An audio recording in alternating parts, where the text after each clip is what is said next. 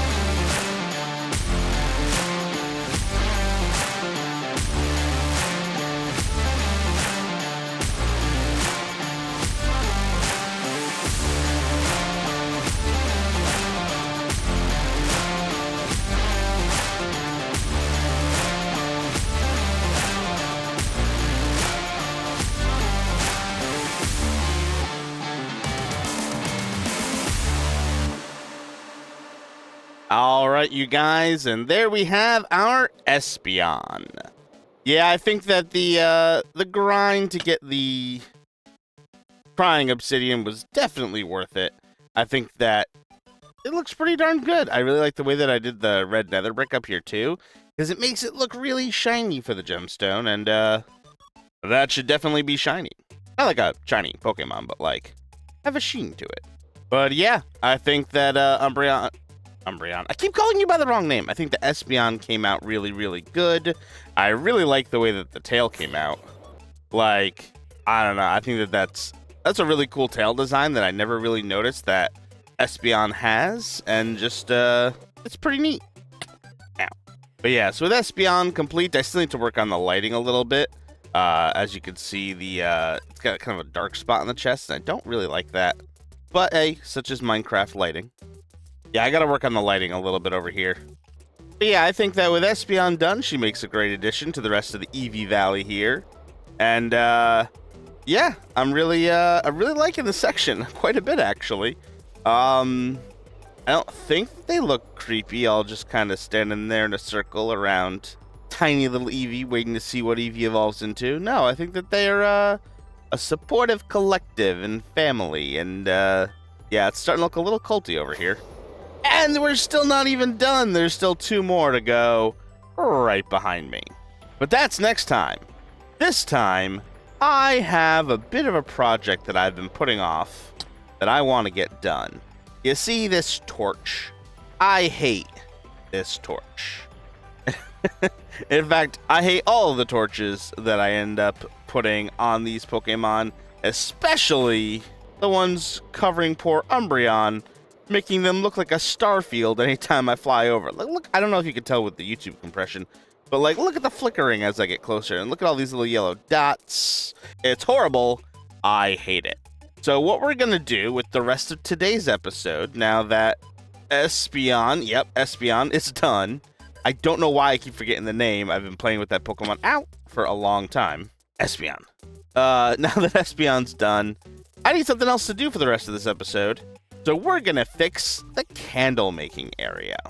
If you guys remember all the way back to Season 1, I've got a Spinnerack and a Combi sitting on top of a bee and spider farm.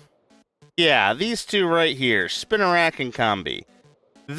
I made a long time ago so that way we could have candles for all the different lighting of the different Pokemon that I'm making. In fact, I think... Are they even lit up with candles? No, I don't think I lit them up at all. Oopsies. Oh, right, because I was going to light them up with candles. And instead, I realized candles are kind of a pain to make. It just takes a long time, and nobody really wants to, like, dedicate that much time to it. However, we have a new block. Oh, I forgot about this. This is fun. Whoa, okay. Oh, gotta watch out for that. But yeah, this is my little underground area. I stand in there when the spiders are spawning. They'll pop up here and do their thing. And then the Combi's in range. So I get lots and lots of... I have a honey bottle. That's weird. But yeah, you can hear the spiders already. You can see I get a decent amount of string from it. And I need to make this a better functioning farm. That way, A, the spiders stop getting stuck, because right now they get stuck in the corners, and I designed that poorly. That's definitely on me. But now we have the auto crafter, so I can actually have this thing make the candles for me. And why wouldn't I do that? That's going to be great. So we're going to do a little bit of a redesign down here, because I need to not make candles by hand. I want to be able to go AFK overnight and come back on and see that all of my candles are pre-made for me. Except for the color, of course. I'll add that manually. So yeah, let's get to candle making. A thing I didn't think I would say on this channel. Let's go.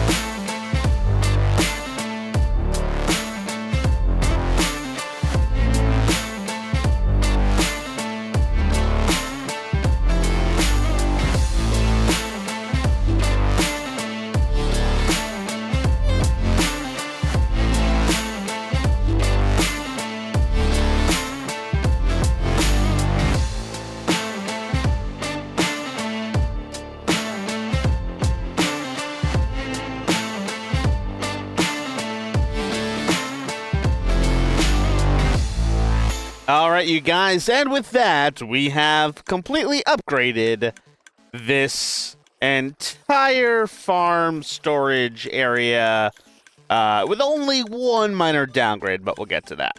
So I redid a little bit of the interior of the spider spawner.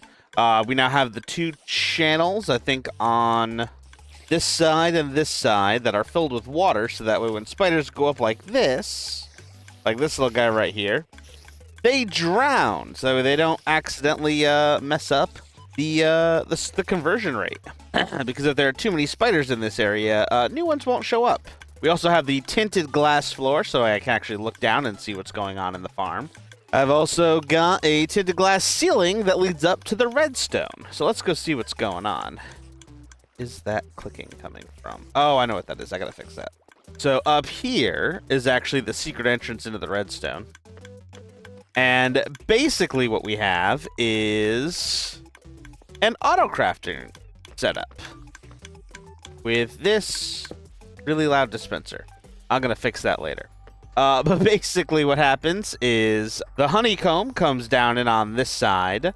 The spider string comes up from here and go, yeah, you just saw it, goes right in there. And what happens is this is full of string and honeycomb already, so it's always ready to make a candle. And whenever both this side and this side are completely filled, they will trigger their redstone. So to make the autocrafter work, you have to put a redstone signal into it that flashes. These two on their own are too fast. It causes this thing to empty, and then it would fill with all honeycomb, which would be bad. So instead what we do, I have these little guys here. These lines read whether or not there's enough string, so right now there's currently not. Once there is enough string, power runs into this little guy right here, this little torch. When there's no when there's all power running into, wait, is this broken? No. So when there's power running into it, this one stays off. That way, if for whatever reason this one broke, or ran out, this one would also stay off. And that's what I want. How'd that turn on? Oh, because I just ran power into it, right. So, wait, how did that turn on? Oh. What? How? Oh, it's the signal strength thing, I bet. The signal strength is... I didn't know it could do that. Huh. Learn something new every day, I guess. Wait, why'd that just turn on? Did the string get picked up? The string must have gotten picked up and it made a few candles. That's fine. We want to make candles. That's half the point. Sorry, I just got bamboozled by this thing turning on and off by itself. That was weird. The whole point is that this thing here can never have two of the same item in it. If it does, it breaks. These little lines that run back and forth, that's not good. Oh, that was the piece I broke earlier. Oh my god, I'm losing my mind. So yeah, so as long as there's material on both sides, it'll make candles. If there's not material on both sides, it won't. And that's how it's supposed to work. I also have a filter on here to take out the honey bottles, because apparently I filled the thing up there with honey, with glass bottles, and I don't want to fix that. And then on this side, every once in a while, we'll get some bones from the spider jockeys, because one will spawn with a skeleton on its back, and that's also a pain. And right now, that was going into the thing that was making all the noise. I need to hook that up so that way it doesn't do that. I can actually just have it drop into maybe like a barrel or a chest or something for right now. That's fine. Actually, you know what? I'll just run it to the chest system down there, so that way I don't have to worry about it. In fact, let's do that right now. I think... I just gotta be careful because there's water coming up in there. I think... if I go here? Yeah, here we go. If I just run that up to there, I can actually get rid of these entirely now that I think about it. No. That's bad. I'm sure I just flooded everything. Oh, dear. Hey, I didn't flood everything. Hooray for that little hole right there. All right, let's, oops. What I'm now falling into. Okay. So I just take these guys, run them, yeah, I can make that. Run them this way. This is definitely longer than it needs to be and very roundabout, but who cares? That should do it. Now any bones will get siphoned down into there, and that's plenty of storage for that. I don't need to worry about that for now. If these double chests ever fill up completely, then yeah, I've got something to worry about, but I don't see that happening anytime soon. Man, those are loud spiders, I will say that. Yes, I do have them getting killed by lava with water over it. If I don't have the water, the spiders escape there and then get stuck on the ceiling.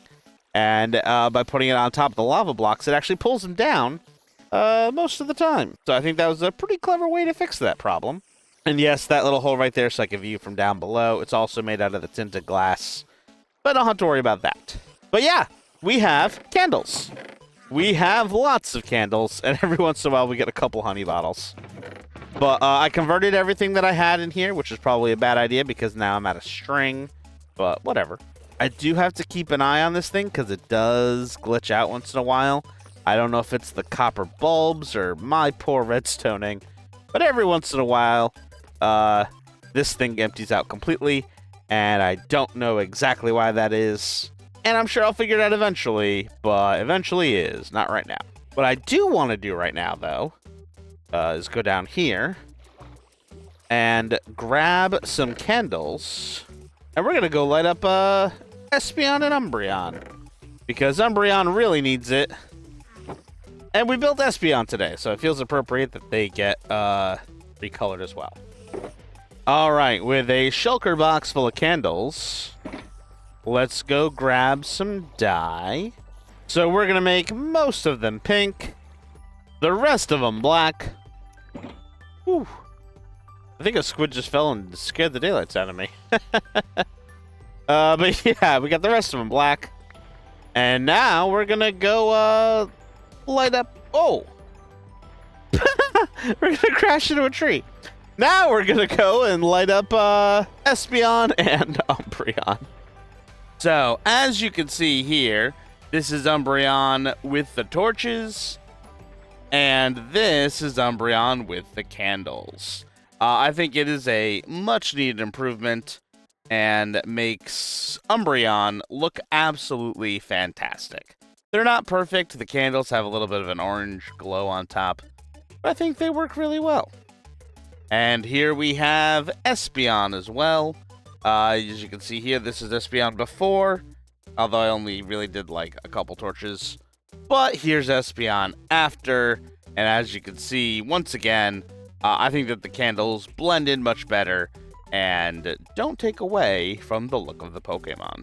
But I think that is where we're going to leave off, you guys. We have built another Pokemon. Yes, it's another evolution in the Eevee Valley. We have upgraded our lighting system, which I look forward to using more and more in the future. And, yeah, like I said, we got Espeon here all built up, pretty well lit, even if I do say so myself. And, yeah. So if you guys enjoyed this video, maybe like, maybe share, maybe subscribe. And hopefully I'll see you in the next one, where we will add at least one more Eeveelution to the Eevee Valley. But yeah, that's it from me. I'll see you guys next time. Bye!